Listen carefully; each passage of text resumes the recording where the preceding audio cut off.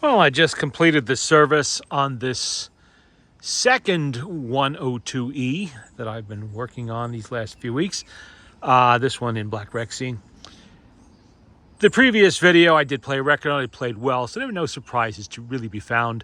The mainspring had been replaced probably at the time of the 1982 service the machine received. The owner did say that it was serviced in 82.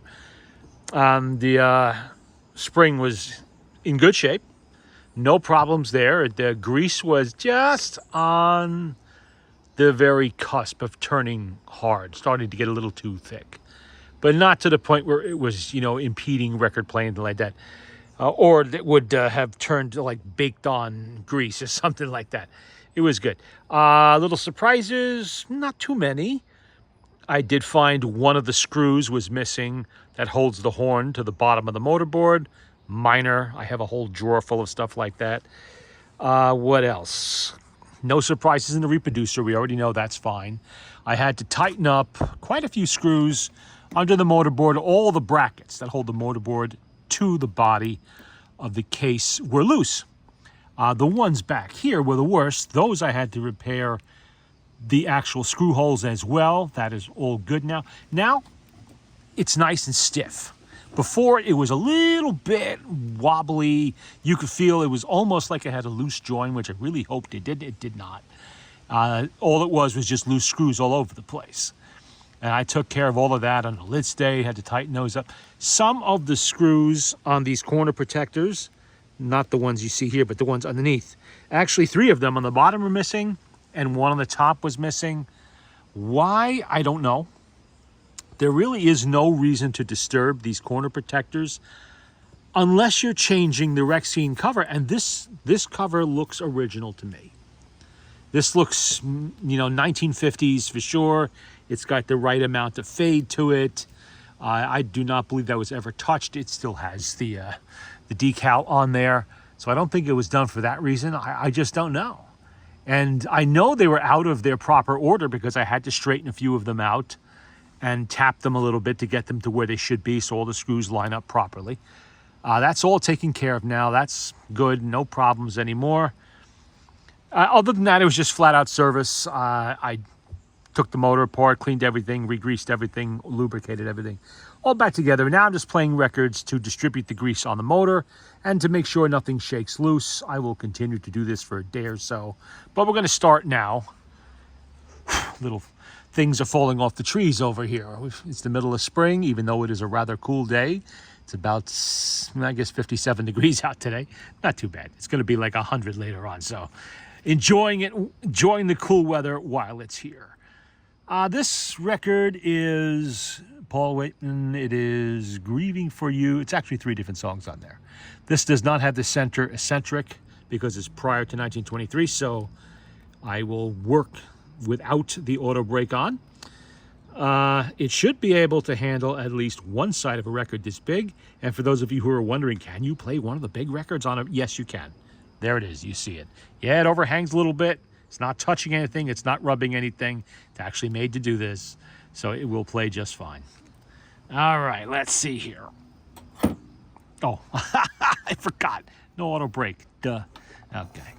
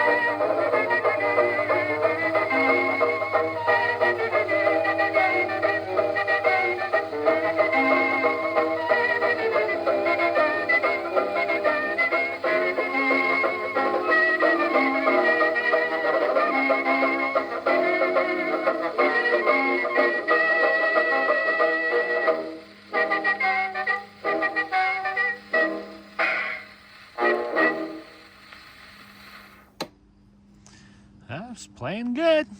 No problems. Everything sounds, and the record sounds good too. By the way, these records are from the latest lot of records my buddy brought up from Florida. And I'm testing them and hearing them for the first time now. So some of them are going to play really well, and some of them are not going to play at all. It just depends, on the condition of the records. But none of that will be the machine's fault, of course. And I do have some duplicate copies here of a few songs I played the last time. On the other 102, I think there's another copy of In the Mood in there, and a couple of other ones too, I think. There might even be another American Patrol. He did tell me he brought up multiple copies this time, and sure enough, I think there were 3 or 4 copies of In the Mood. Some of which did not play all that well, and some did. Hopefully this one I got in here will play well. That one, of course, has the center eccentric to trigger the auto brake. Whoopsie, that was close. Which I will be looking to do to test the auto brake, even though there was nothing wrong with it. It was working, so anything happens to the auto brake now, it's either going to be an issue with the record or something I did.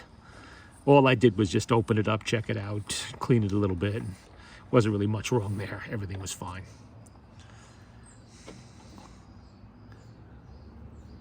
And this is side B, My Wonder Girl, Choral C.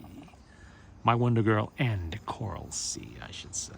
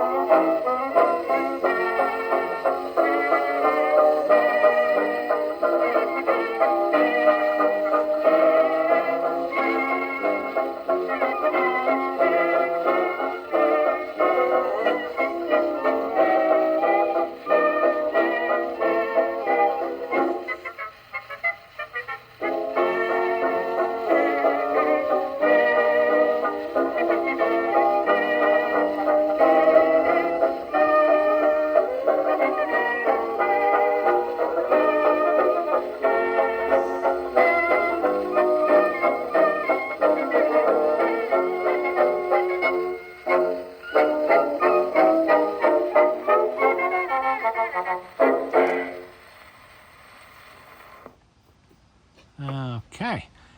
And somebody had replaced the friction pad, which was felt on these things, in these years anyway, with a leather one, which I believe I mentioned when I was doing the last machine that you could do easily enough. If something ate your wool felt friction pad in the motor, you just replace it with a leather one. And in case anybody was wondering where you get friction leather from, you go to eBay, you get one of those little round leather belts for a Singer sewing machine. Old style Singer sewing machine, very old. I think the treadle one. And you cut as much as you need to size, usually in little 1/4-inch pieces. Or, maybe a little bit bigger than that sometimes. But somebody did the brake leather and somebody did the friction leather on this. They were still perfectly fine, left them alone. There's no problems there. That was obviously done during the last service. You might notice there's no clip there. That's because the last thing I did to this was to adjust the brake. I'm sorry, to adjust the speed. So now that that is done, I can put this back. Done. Let's see. First, I'm going to put this over here temporarily so I can root around in the pile of records here and get something that's got a center. That's Columbia. That's too old. That's not going to have it. Goodbye, France. Yeah, that's World War I right there. Don't fall. What's this?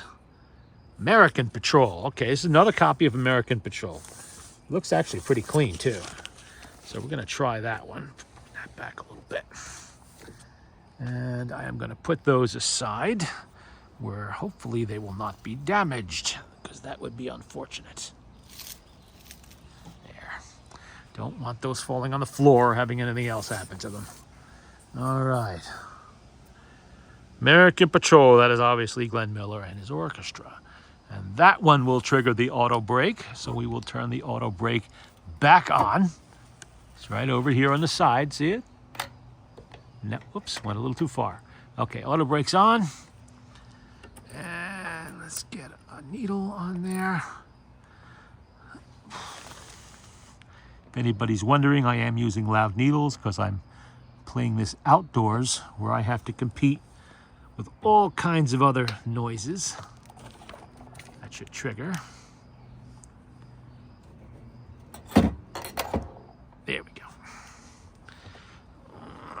Let's give her a wind up.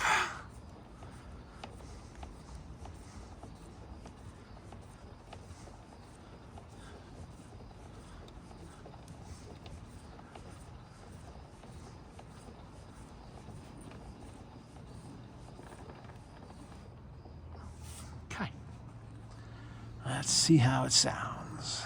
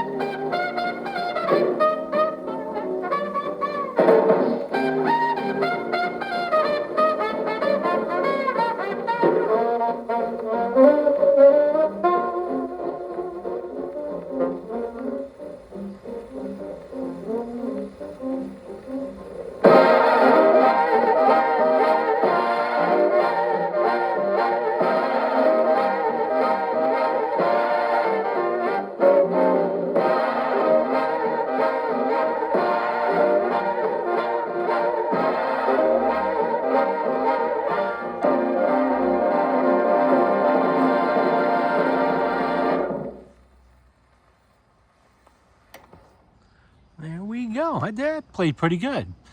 At least as good as the last copy did, so I'm not complaining. Well, let's see what's next. Oh, I played a flip side. Why not? Song of the Vulgar Boatman. Don't remember if I played that one last time or not. I probably have played all of these before at some point. I have an awful lot of Glenn Miller records, so. And they are the ones I usually go to when I'm testing 102s especially. One, because the 102 is actually designed to play these records, and for another, they have the eccentric here in the middle that will trigger the auto brake. So that's good.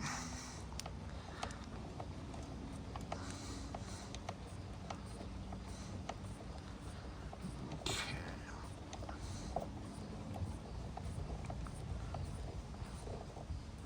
One other minor little surprise in there was how caked up the winding mechanism was, and yet it was still playing so nice. I mean, winding so nicely. And they surprise you sometimes. I mean, it was really baked on in there. Oh, what happened? Why did I do that? I keep forgetting, and I put on the regular brake.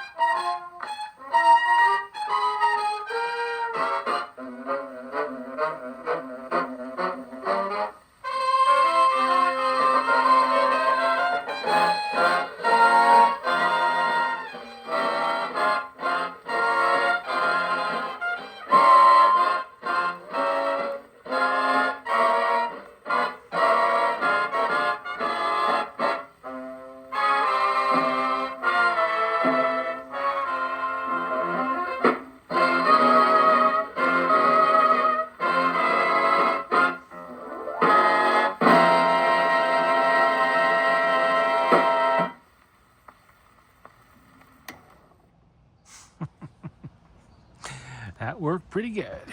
Okay. See little bits of dust coming up out of the record's grooves. I guess it's been a few years since this was played. A few decades more likely. Okay. Now, what's next on the heap? First, let me put this off to the side where it will not be damaged. That is the last time this will be getting played with a steel needle. From here on out, it will be fiber needles for this one. Not easy to do this one-handed here. So, that is a secret. This is one of the ones that looks clean and it plays clean. So, sometimes they look clean, they play terrible. Because there's damage down in the grooves, as I've said many times before. And sometimes they look terrible and they play really well. They will surprise you. So you really have to just check everyone. How about it had to be you? It's already sure, of course. It has an eccentric, so we can play it. We'll start off with If I Love Again. Artie Shaw. Okay. Nice sleeve on that one. This is actually a replacement sleeve. I guess somebody gets their sleeves or was getting their sleeves at the same place I was. Because my sleeves are the same thing as that yellow construction paper type deal. Buy them by the pack of 50.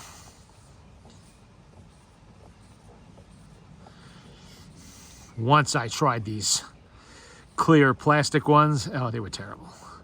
Too slippery. The record wanted to slide out of them all the time. I said, well, that's no good. So I went back to the craft paper ones. A little bit more expensive, but worth it.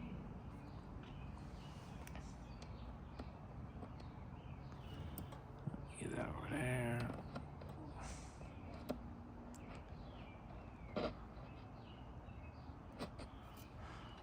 I didn't do that again, did I? No, I don't think so. No, I didn't. Okay.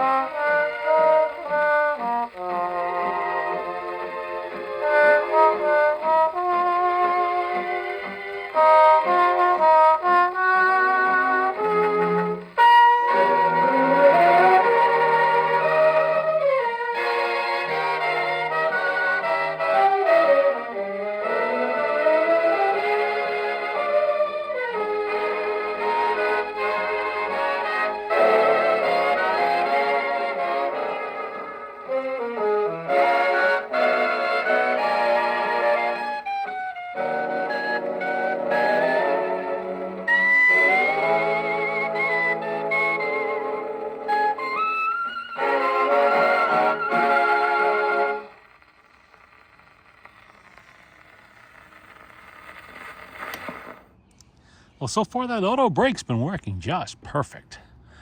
No issues like there was with the last machine. The issues with the last machine, I think, may have been there since it was new, because it hadn't been played very much, and I think there's just a lot of things never got adjusted on it. And it happens. Okay, it had to be you.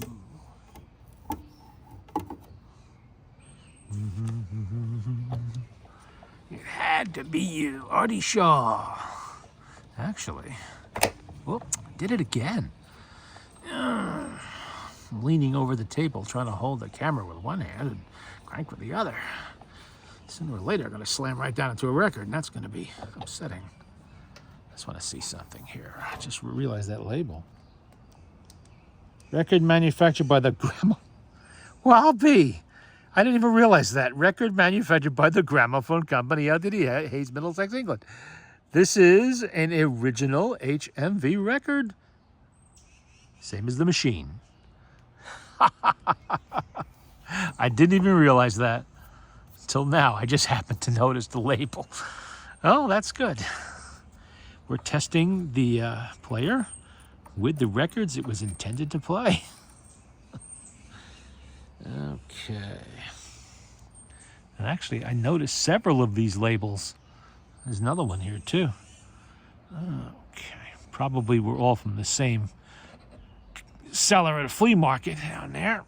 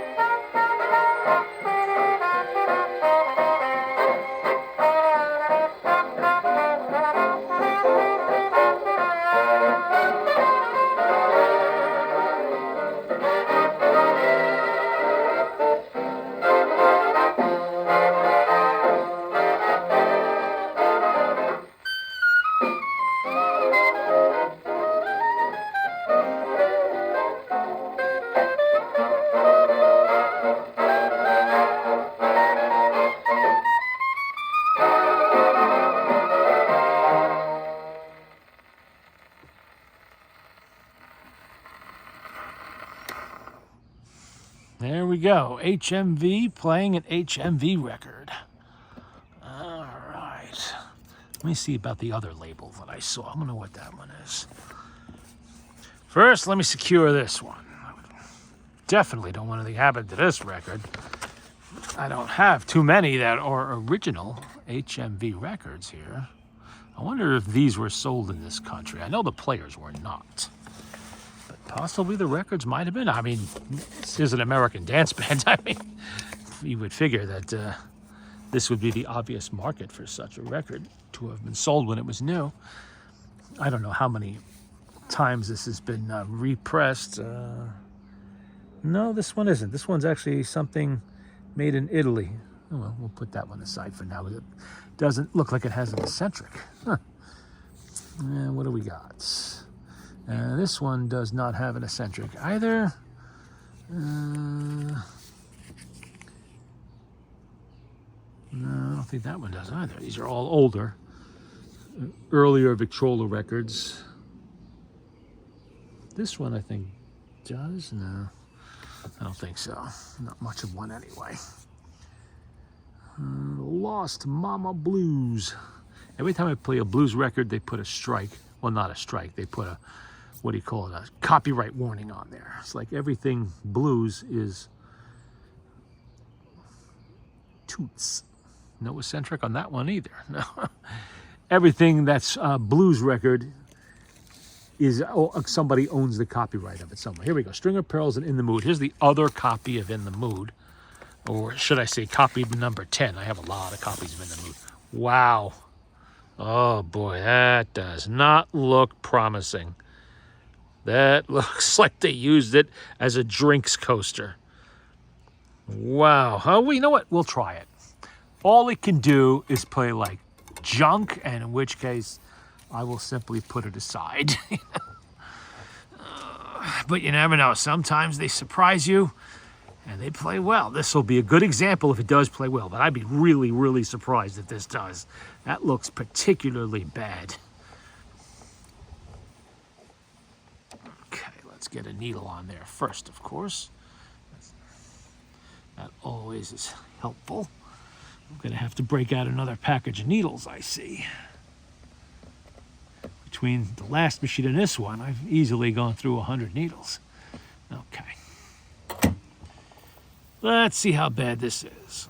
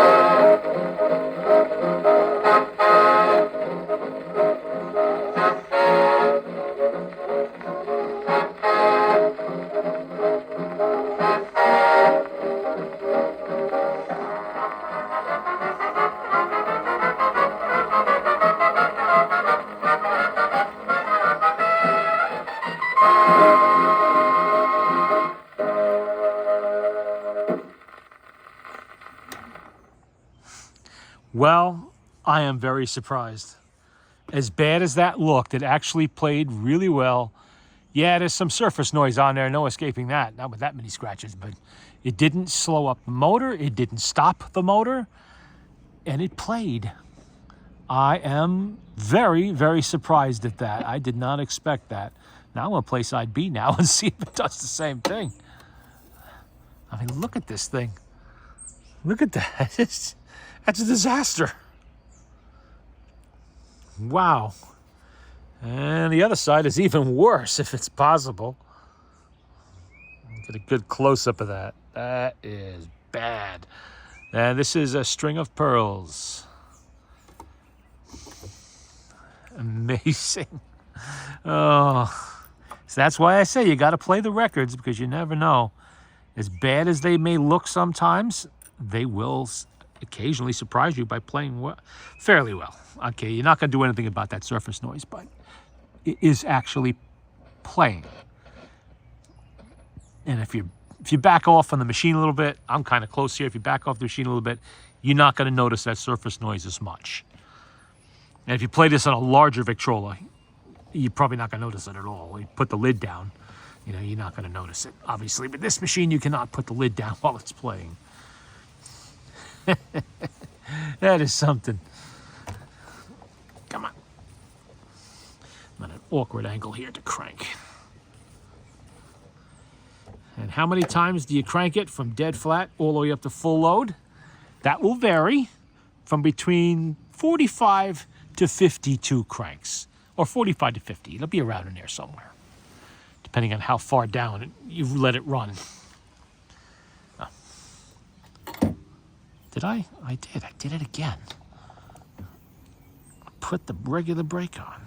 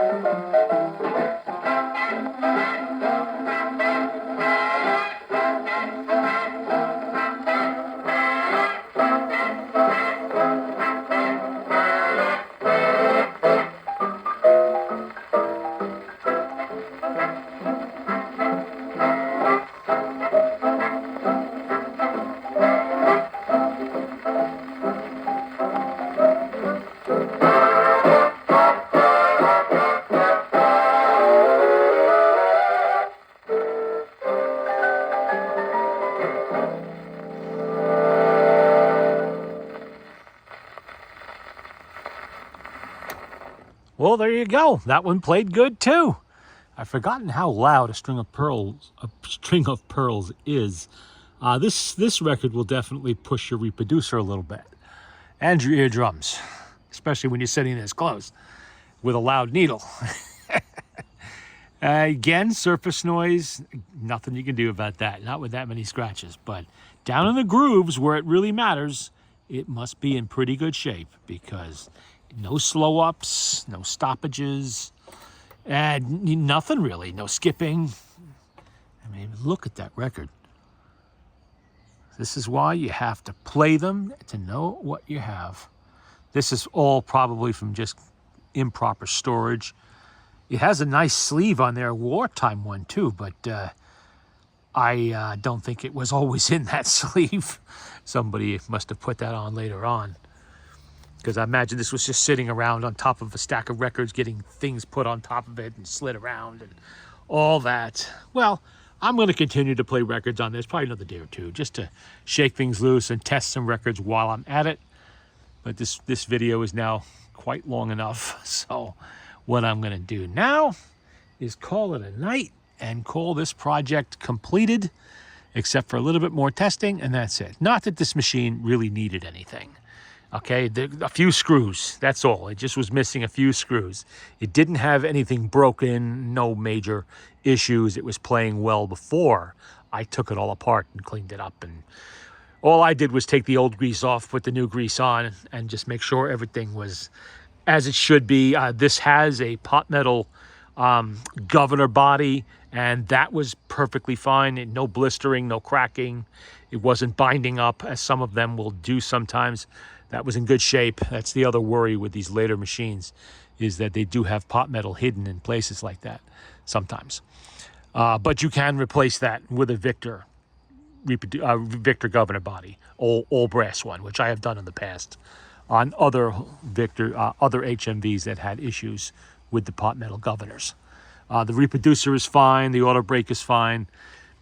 All of the things I had to do on the green 102 were primarily things that should have been caught at the factory before it left the factory. Somebody fell down on the quality control a little bit and didn't do the proper inspection.